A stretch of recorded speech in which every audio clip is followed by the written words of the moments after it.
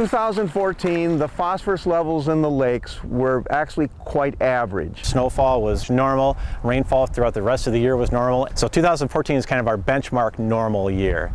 Following 2012's severe drought, 2013 was the fourth wettest year on record in the state. It would be like filling a bucket up that was empty.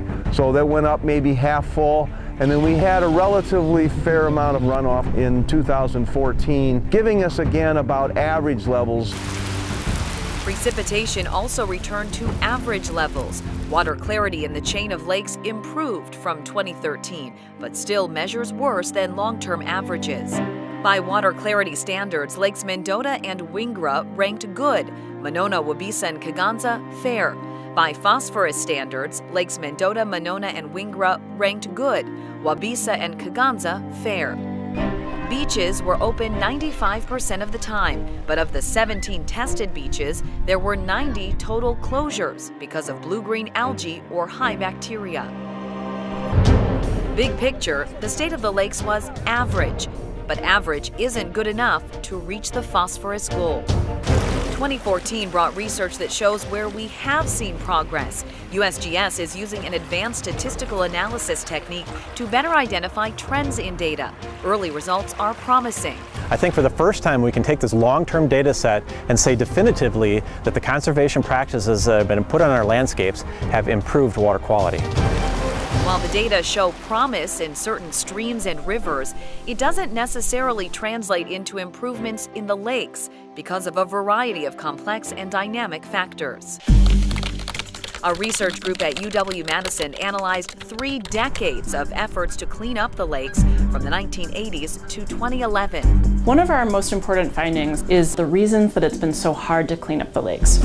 Many things have been changing that have made it more difficult. Increasing large storm events, increase in row crop production and a decline in pasture production, increasing urban development, and increasing intensification of cows and manure production. Even as our goals have stayed the same, what we've had to do to get to those goals has become even more difficult.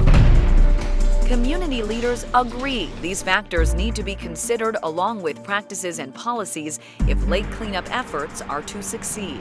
The good news is that we have documented improvements in water quality in the streams. The bad news is we probably still have a long way to go before those improvements are substantial enough where they can be seen on the Madison area lakes. These are complex systems, and you push things one way and you have 7 new responses in ways you never anticipated. Adding to that complicated picture, the lake's food web and a tiny zooplankton called Daphnia.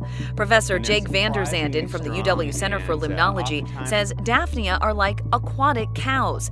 They graze on algae.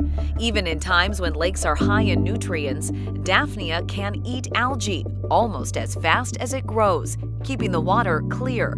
But since 2009, the population in Lake Mendota has been threatened by an invasive species, the spiny water flea. And they're called spiny because see that long spine coming off their tail? These are nasty little buggers. It's a growing problem. Daphnia's population is down 70% in the last 5 years, meaning a decline in water clarity. In 2015, CLA is expanding its Renew the Blue citizen monitoring program.